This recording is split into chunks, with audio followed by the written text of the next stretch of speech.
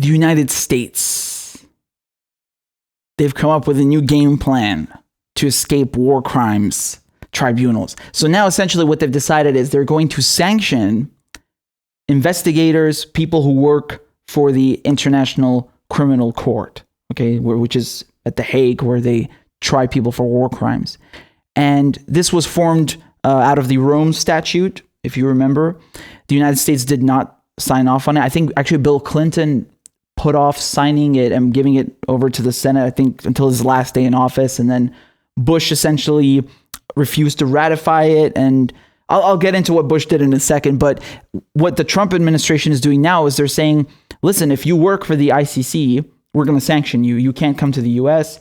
You can't have bank accounts, no assets inside the U.S. Take a look. This is from Mike Pompeo, right? The the purple McDonald's monster. So just listen to his speech. It's so hilarious. He makes it sound like it's some kind of sad novel. Bring out the violins. Are you ready?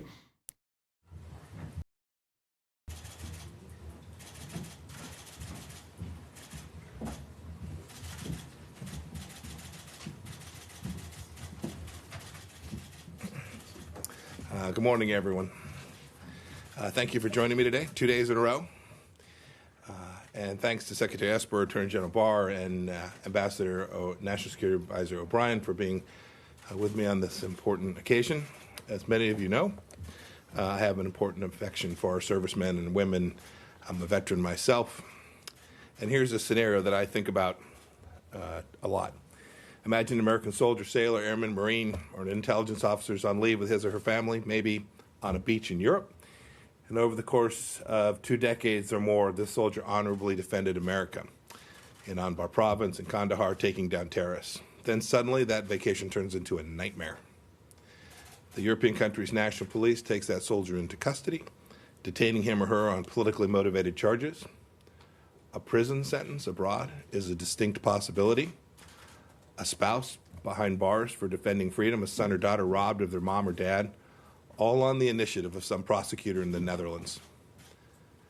Making sure this doesn't happen is the essence of American first foreign policy. Sadly, this isn't a hypothetical. This nightmare could become reality if the International Criminal Court follows through with its ideological crusade against American service members. Many of you might recall back in November of 2017, the court's office of the prosecutor announced its intention to investigate our brave warriors for alleged crimes arising from counterterrorism missions in Afghanistan. It wasn't a prosecution of justice, it was a persecution of Americans. The ICC cannot subject Americans to arrest, prosecution, and jail. The U.S. is not a party to the Rome Statute that created the ICC, and even if a prosecution were to proceed, it would make a mockery of due process. There's no requirement for unanimity for a conviction. The prosecution can rely on hearsay to obtain a conviction. There's no real guarantee of a speedy trial. And instead of facing a jury of one's peers, it's a panel of judges who aren't subject to any American accountability.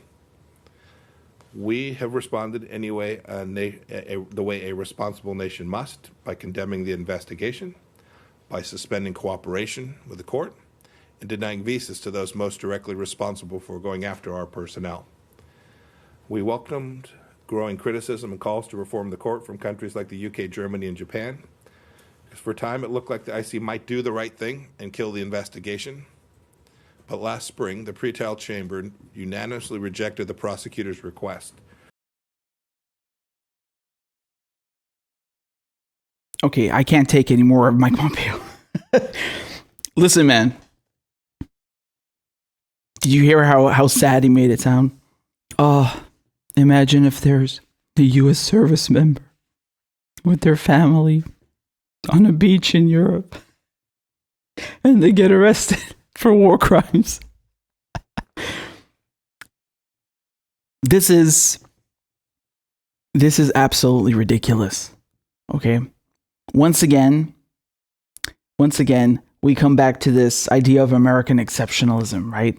That, our soldiers do no wrong. Of course not.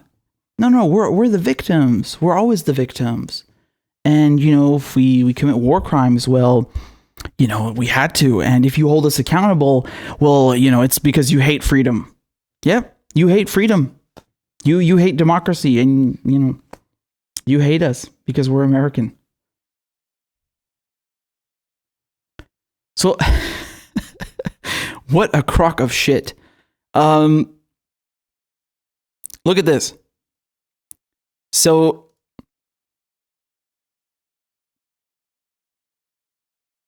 this is an executive order, right? And it sanctions members of the ICC, as I told you. The provocative move targets court staff involved in the probe, as well as their families, blocking them from accessing assets held in U.S. financial institutions and from visiting America.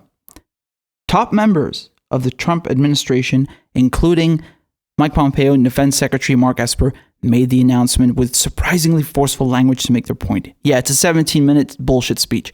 So they said, we cannot allow ICC officials and their families to come to the U.S. to shop, travel, and to otherwise enjoy American freedoms, as these same officials seek to prosecute the defenders of those very freedoms. Yes, man. The U.S., they just had to go to Afghanistan and massacre a few villages so that people can go to Wendy's, okay? That's what it's all about. And, you coming here to try and conduct a probe into whether we committed war crimes or not, you just hate us because you hate freedom. This is obscene. This is absurd. I hope everyone can see what's going on here. And the people, I can't remember what his name was. This person who was coming to the U.S., he got his visa revoked. One of the inspectors. What's his exact name? I saw it somewhere in the article. Okay, doesn't matter. Listen, the point is, here it is. Yeah.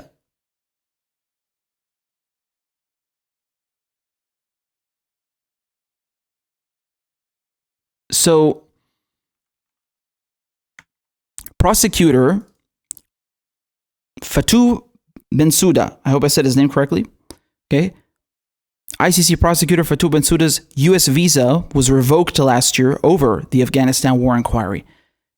Dude, these ICC and prosecutors are not coming to the U.S. to shop and travel. They're coming there to conduct an investigation, interview people, collect evidence, etc. That's why they're blocking them from coming to the U.S. It's not because they're enemies of freedom or some nonsense. And you really need to understand the philosophical background and reasoning behind these kinds of decisions, right? So this is not just Trump, okay? So you'll have morons who can only see like this far, who'll say, oh, you see Trump, he's blocking Americans from being tried for war crimes. No. This goes back several administrations. I just told you that Bill Clinton put off signing it, and then Bush didn't ratify it, and of course Obama didn't do anything either.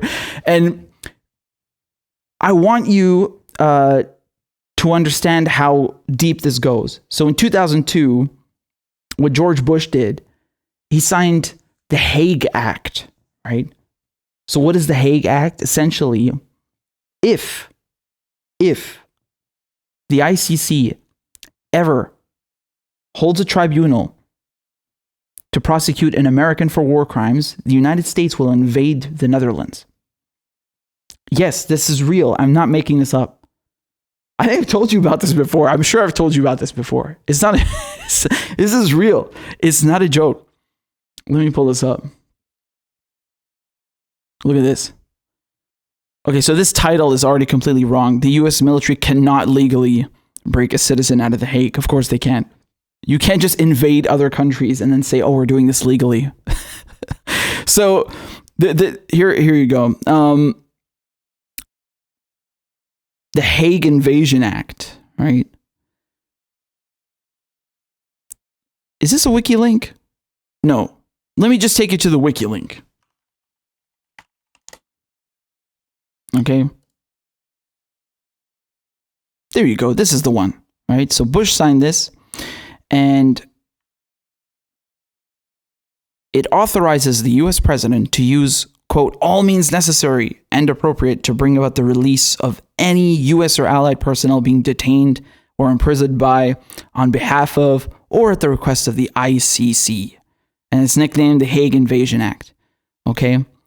So, do you understand how ridiculous this is? Like, the United States are essentially putting themselves above any kind of accountability, right? They're putting themselves above any kind of international norms. They're making sure that they cannot be held accountable for anything, even if they're completely in the wrong, right?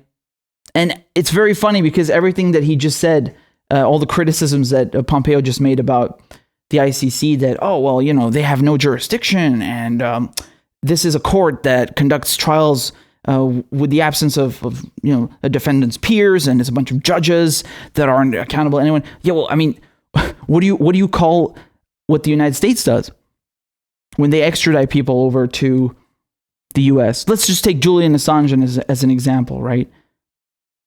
Do you think Julian Assange is going to be tried by a jury of his peers? He's not even American. He's never been to the US. Even Edward Snowden, one of the reasons that he refuses to go back to the US is because he won't be tried by a jury of his peers. It's a secret military court, right? That's his only request, by the way. That's his only condition for him to come back to the US. He's made that clear.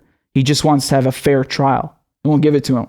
So, I mean, this is absolutely ridiculous. This is absolutely ridiculous. And by the way, Ben Norton also wrote an article about this over at the Grayzone. Great stuff. You know, really just puts it all into a nutshell. So, as we said, they threatened to revoke or deny the visas, and you know, all the assets, financial assets, travel, everything forbidden, all of it. And what I would say is that you really need to understand that Geneva Convention, Hague Convention, all of these international norms that have been established, I mean, almost a century ago now, regarding war crimes, regarding treatment of POWs. Do you really think the U.S. abides by them? They violate them all the goddamn time. And they can't let themselves be held accountable. They don't care. You know, even when it comes to declaring war on other countries, they just give themselves this almost, you know, divine permission to go to war, which is also forbidden by the UN Charter. You can't just declare war on someone. No, you have to essentially get permission from the UN. They haven't done that for any of the countries that they're bombing.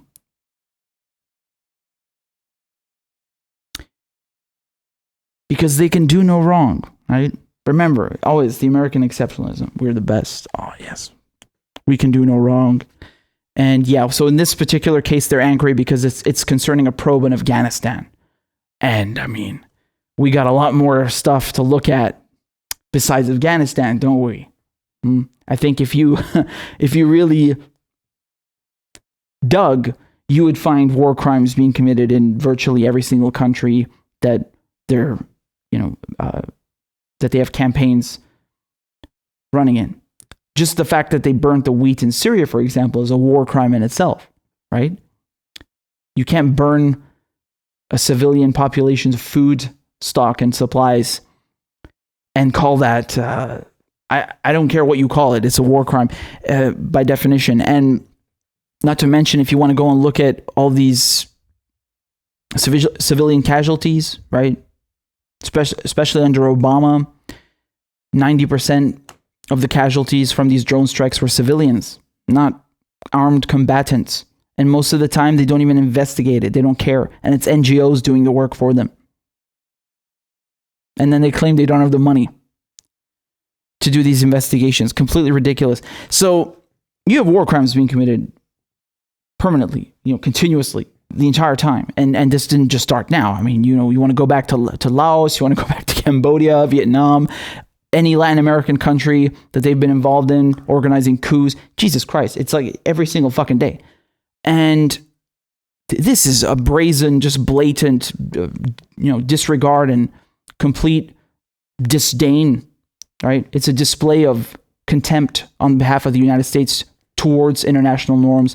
And they preach all the time that, we support human rights and we protect them and we're all about democracy, yada, yada, yada. And then, when it comes to actually holding people accountable for war crimes, for violating human rights, for violating these norms that they claim to uphold, no, now we draw the line. We'll fucking invade you if you try to hold us accountable, right? We'll fucking invade you and we'll punish you if you try to investigate us. We'll punish you. That doesn't seem very transparent to me. It doesn't inspire a lot of confidence, does it? So, Trump administration, Bush, Obama makes no difference. It's all the same shit. This is all rooted in American exceptionalism, right? Very, very important that you understand this concept, this mentality, this indoctrination that everyone in the U.S. is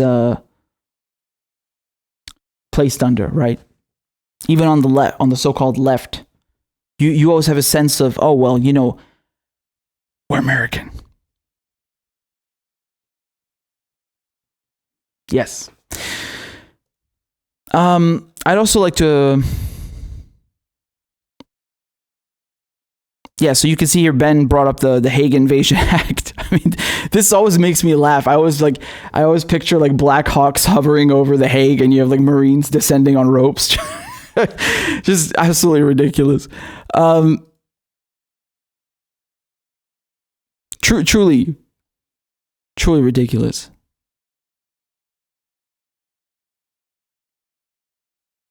And I really like that Ben also pointed this part out here. So Bustani was the former director of the OPCW.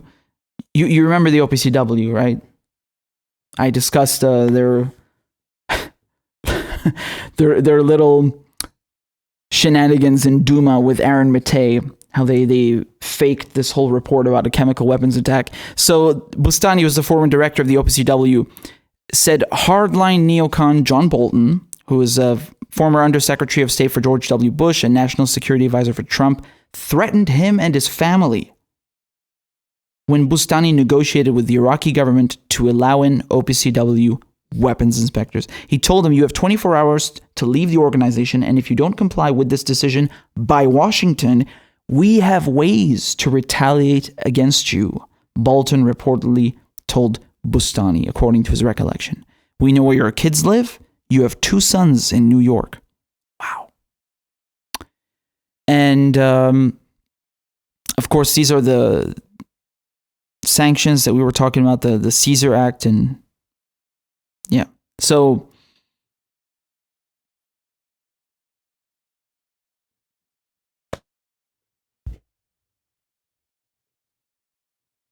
very interesting.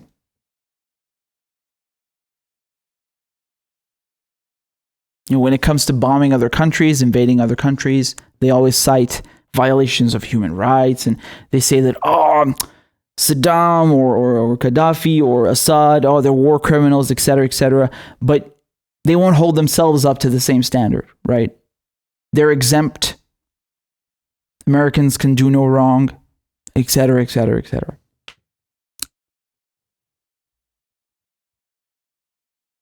Not surprising.